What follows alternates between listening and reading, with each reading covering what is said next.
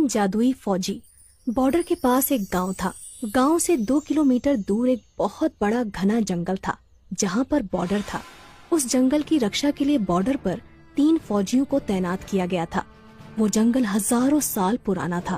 उस जंगल में बहुत ही खूंखार जानवर रहते थे। गांव वालों का मानना था कि जंगल की रक्षा स्वयं जंगल देवता करते हैं।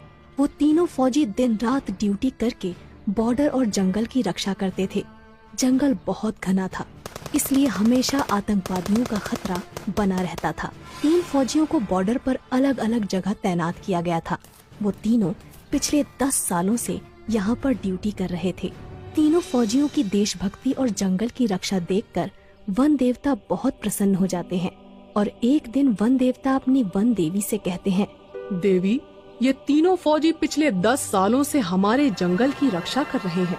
मैं इनकी कर्तव्य निष्ठा देखकर बहुत प्रसन्न हूँ और उन्हें कुछ वरदान देना चाहता हूँ। तब वन देवी कहती हैं, हे नाथ, आप बिल्कुल सही कह रहे हैं। तीनों फौजियों को वरदान जरूर मिलना चाहिए। वन देवता कहते हैं, तो फिर ठीक है देवी, मैं आज ही उन तीनों फौजियों से उनकी इच्छा पूछता हूँ और उन्हें इच्छा अनुसार वरदान देता हूँ। इतना कहकर वन देवता वहाँ से गायब हो जाते हैं और पहले वाले फौजी के पास पहुँच जाते हैं। वो पहला फौजी अचानक से वन देवता को देखकर आश्चर्यचकित हो जाता है और कोई जादुई भूत समझकर अपनी बंदूक से वन देवता को गोली मार देता है। लेकिन उसकी गोली से वन देवता को कुछ नहीं होता और वन देवता कहते हैं, रुको फौजी, मैं वन देवता हूँ। फौजी डरते हुए कहता है, प्रणाम देवता, मैंने आपको पहचाना नहीं, मुझे माफ कर दीजिए। तब वन देवता कहते हैं, कोई बात नहीं फौजी, तुम पिछले 10 सालों से लगातार इस जंगल की रक्षा कर रहे हो। मैं तुम्हारी कर्तव्य निष्ठा से बहुत प्रसन्न हूँ और तुम्हें एक वरदान देना चाहता हूँ। इतना सुनकर वो फौजी बहुत प्रसन्न होता है, लेकिन फिर वो सोच में पड़ जाता है कि वन देवता से क्या वरदान मांगूं। मुझे सोना चांदी मांगना चाहिए, लेकिन भला मैं सोना चांदी का करूँगा क्या? वैसे भी मेरी उम्र रिटायरमेंट होने को है। तब वन देवता कहते हैं, क्या सोच रहे हो फौजी? तुम जो भी वरदान मांगोगे मैं तुम्हारी इच्छा अवश्य पूरी करूँगा। तब वो फौजी कहता है, वन देवता, मैं सोच रहा हूँ क्या वरदान मांगू। तब वन देवता कहते हैं, मुझे कोई जल्दी नहीं है, तुम चाहो तो अच्छी तरह से सोचकर वरदान मांग सकते हो। तब तक के लिए मैं चलता हूँ। इतना कहकर वन देवता अंतर ध्यान हो जाते हैं। वन देवता के जाते ही वो फौजी लगातार सोच में पड़ जाता है कि उसे क्या वरदान मांगना चाहिए। वो अपने मन में सोचता है, मेरे पास भगवान का दिया हुआ सब कुछ है। एक अच्छी बीवी है, 2 बाल बच्चे हैं और सभी की जिंदगी खुशी खुशी गुजर रही है। मुझे अपनी देश की रक्षा के लिए कुछ मांगना चाहिए।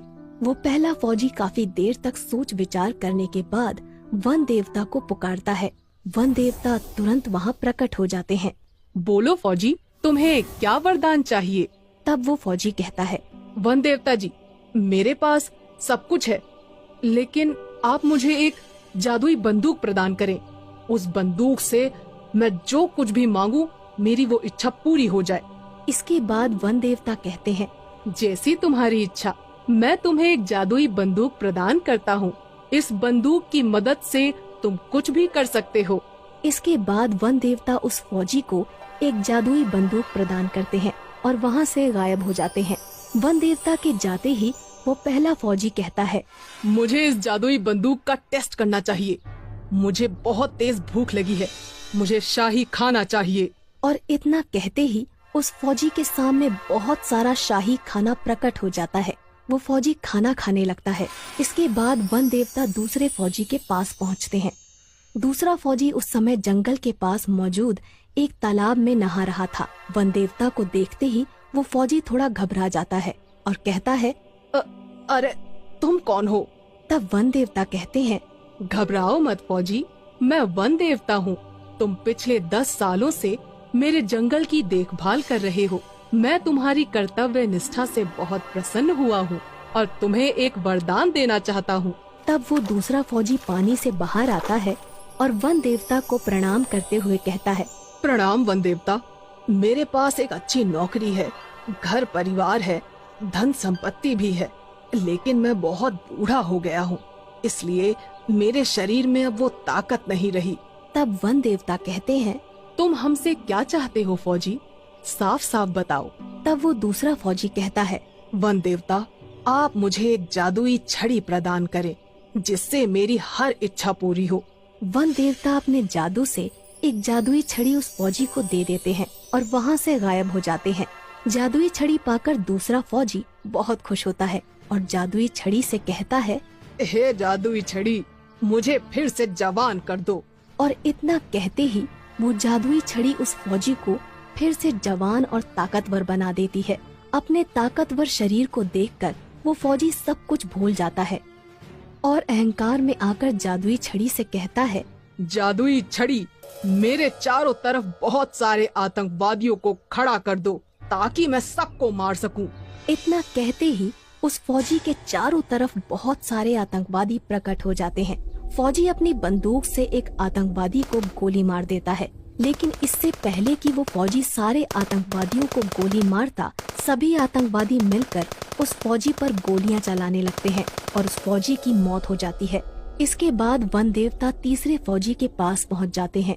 इस समय तीसरा फौजी सो रहा था क्योंकि वो रात भर बॉर्डर पर ड्यूटी करता था। वन देवता उस तीसरे फौजी के सपने में आते हैं और कहते हैं, उठो फौजी, कुछ लोग जंगल में पेड़ काट रहे हैं, जाओ और जाकर उनको रोको।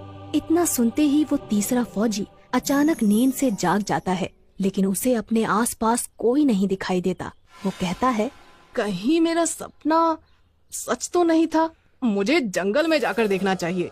वो फौजी तुरंत अपनी बंदूक उठाकर अपने इलाके में छानबीन करने के लिए जंगल में निकल पड़ता है। तभी उसे सामने दो लोग पेड़ काटते हुए दिखाई देते हैं।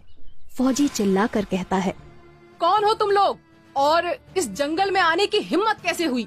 फौजी दौड़कर उन दोनों को पकड़ लेता है और कहता है, अगर आज के बाद तुम लोग इस जंगल में दिखाई दिए तो मैं तुम्हें पुलिस के हवाले कर दूंगा।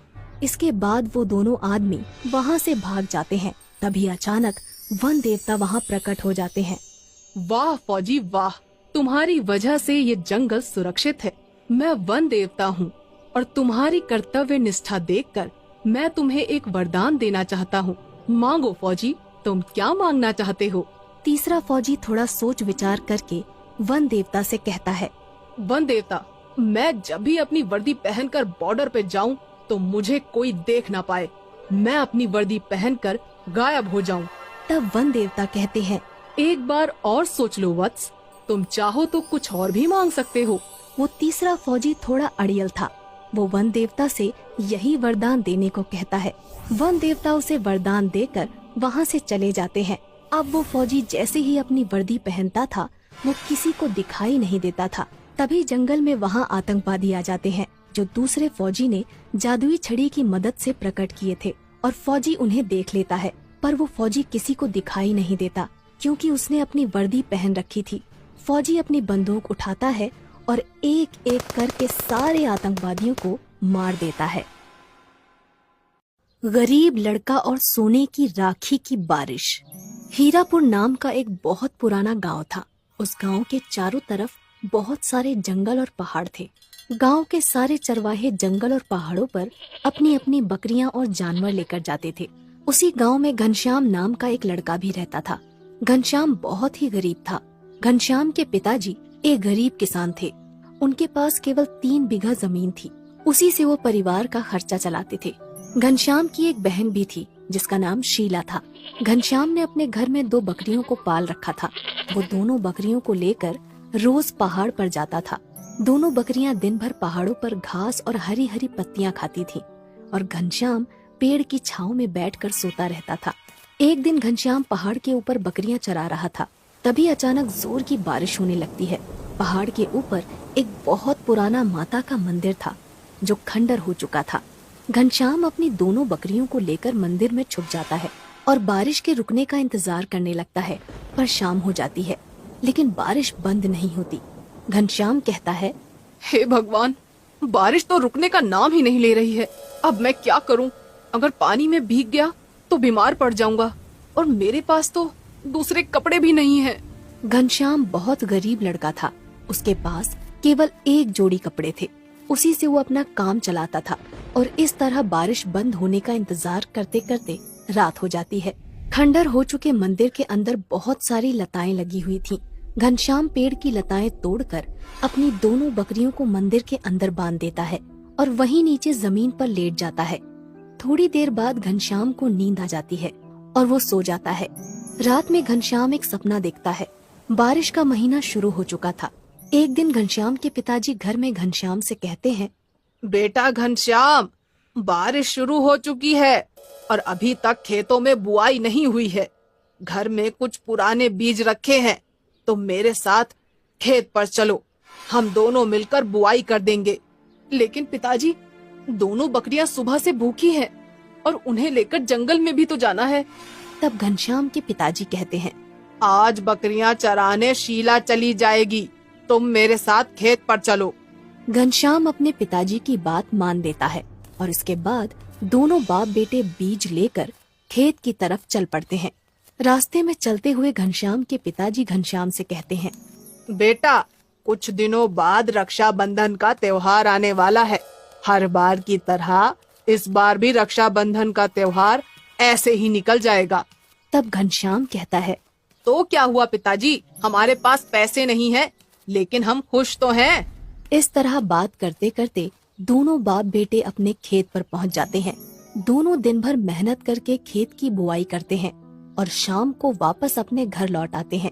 घर पहुंचते ही घनश्याम के पिताजी आवाज लगाते हैं, शीला, अरे ओ शीला, बेटा एक गिलास पानी तो लाना। लेकिन अंदर से कोई जवाब नहीं आता। तब घनश्याम के पिताजी घनश्याम से कहते हैं, बेटा अंदर जाकर देख, शायद शीला रसोई में होगी। घनश्याम अंदर जाकर देखता है, लेकिन घर में शीला नहीं थी और दोनों बकरियां भी नहीं थी। घनश्याम तुरंत दौड़कर बरामदे में आता है और पिताजी से कहता है, पिताजी, शीला अभी तक जंगल से बकरियां लेकर नहीं आई है और थोड़ी देर में रात होने वाली है। मैं जंगल जाकर देखता हूँ। जाओ बेटा, लेकिन जल्दी आ जाना। इसके बाद घनश्याम भागता हुआ जंगल में पहुँच जाता है और शीला को ढूंढने लगता है, लेकिन उसे शीला कहीं नजर नहीं आती। थोड़ी देर बाद उसे जंगल में अपनी दोनों बकरियां दिखाई देती हैं और घनश्याम समझ जाता है कि शीला भी आसपास ही होगी। तभी अचानक घनश्याम की नजर एक पेड़ के नीचे पड़ती है। शीला वहाँ बेहोश पड़ी हुई थी। घनश्याम तुरंत उसके पास जाकर देखता है तो उसके पैर में सांप के काटने का निशान था। शीला, उठो बहन, तुम्हें क्या हो गया है? घनश्याम की आंखों से आंसू निकलने लगते हैं। वो तुरंत शीला को अपनी गोद में उठाकर घर ले जाता है। शीला को इस हालत में देखकर घनश्याम के पिताजी कहते हैं, क्या हुआ है इसे घनश्याम? तब घनश्याम रोते हुए बताता है कि शीला को सांप ने काट लिया है। घनश्याम के पिताजी तुरंत दौड़ते हुए गांव के वैद्य के पास जाते हैं। वैद्य तुरंत आकर शीला का इलाज करता है और घनश्याम के पिताजी से कहता है, अब घबराने की कोई बात नहीं, थोड़ी देर में इसे होश आ जाएगा। मैं एक जड़ी बूटी दे रहा हूँ, रात को दूध के साथ मिलाकर पिला देना इसे। इसके बाद वैद्य वहाँ से चला जाता है। थोड़ी देर बाद शीला को होश आ जाता है और वो घनश्याम के गले लगकर रोने लगती है। घनश्याम शीला से कहता है, आज के बाद तुम कभी अकेले जंगल नहीं जाओगी। दोनों भाई बहन का प्यार देखकर पास में खड़े घनश्याम के पिताजी की आंखों में आंसू आ जाते हैं। अगले दिन घनश्याम दोनों बकरियां लेकर जंगल की तरफ निकल पड़ता है। जंगल जाने से पहले शीला एक कपड़े में रोटी और अचार अपने भाई घनश्याम के लिए बांध देती है। जंगल पहुँचते पहुँचते घनश्याम को दोपहर हो जाती है और उसे भूख लगने लगती है। तभी उसे पहाड़ पर माता का पुराना मंदिर दिखाई देता है और वो सोचता है, बहुत दिनों से पहाड़ के ऊपर नहीं गया, क्यों ना आज पहाड़ के ऊपर ही खाना खाया जाए। और घनश्याम अपनी दोनों बकरियों को लेकर पहाड़ के ऊपर पहुंच जाता है। वो दोनों बकरियों को पत्ती डालकर मंदिर के अंदर चला जाता है। मंदिर के अंदर घनश्याम को कुछ चमकदार चीज दिखाई देती है। वो मंदिर के अंदर जाकर देखता है तो दंग रह जाता है। मंदिर के अंदर सोने की राखी की बारिश हो रही थी। पहले तो घनश्याम को अपनी आंखों पर यकीन नहीं होता, लेकिन जब वो पास जाकर देखता है तो सचमुच चारों तरफ सोने की राखियों की बरसात हो रही थी। घनश्याम एक राखी को अपने हाथ में उठाकर कहता है, रक्षाबंधन के दिन शीला ये सोने की राखी मेरे हाथ पर बांधेगी तो उसे बहुत अच्छा लगेगा। इसके बाद घनश्याम अपनी शर्ट उतारकर बहुत सारी सोने की राखियां उसमें बांध लेता है और वापस अपने घर आ जाता है। घनश्याम को देखते ही शीला कहती है, अरे भैया, आज इतनी जल्दी वापस आ गए, और बकरियां कहाँ पर है? तब घनश्याम थोड़ा हकलाते हुए कहता है, अरे वो शीला, मैं घनश्याम सोच में पड़ जाता है कि शीला को सब कुछ बताऊं या नहीं। लेकिन शीला के लगातार पूछने पर घनश्याम उसे सारी सच्चाई बता देता है। घनश्याम पोटली खोलकर शीला को सोने की राखियां दिखाता है। इतनी सारी सोने की राखियां देखकर पहले तो शीला को यकीन नहीं होता। फिर वो घनश्याम से कहती है, भैया, मेरे पास एक आइडिया है। रक्षाबंधन के दिन हम लोग बाजार में सोने की राखियों वाली दुकान लगा लेंगे, इसमें हमें बहुत पैसा मिलेगा। तब घनश्याम कहता है, तुम बिल्कुल सही कह रही हो बहना, हम ऐसा ही करेंगे। थोड़े दिनों बाद रक्षाबंधन आ जाता है और घनश्याम बाजार में अपनी दुकान लगा लेता है। सोने की राखियां बाजार में बहुत महंगी बिकती हैं और घनश्याम ढेर सारा पैसा कमा लेता है। ये त्योहार घनश्याम और उसके परिवार का सबसे अच्छा त्योहार था। इसके बाद घनश्याम हर साल रक्षाबंधन के दिन सोने की राखियां बेचकर खूब पैसा कमाता है और जब राखियां खत्म हो जाती हैं तो दोबारा से पहाड़ के ऊपर जाकर उसी पुराने मंदिर से राखियां ले आता है। इसी तरह सोने की राखी वाली बारिश से घनश्याम बहुत अमीर आदमी बन जाता है और वो अपने पिता और बहन के साथ खुशी खुशी रहने लगता है। तभी अचानक घनश्याम की नींद खुलती है। सुबह हो चुकी थी और बारिश भी बंद हो चुकी थी। घनश्याम अंगड़ाई लेते हुए कहता है, क्या था? सोने की राखी की बारिश? काश ऐसा हो जाए। इसके बाद घनश्याम अपनी दोनों बकरियां लेकर वापस अपने घर चला जाता है।